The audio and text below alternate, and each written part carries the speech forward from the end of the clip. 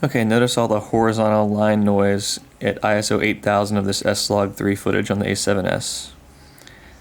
Notice it's in the deep shadows, and I realize that online compression may reduce a lot of this noise, but there it is. Now I boost this to 10,000 ISO right here. This is even worse. And then I'm going to go to 12,800 here, and it's all clean.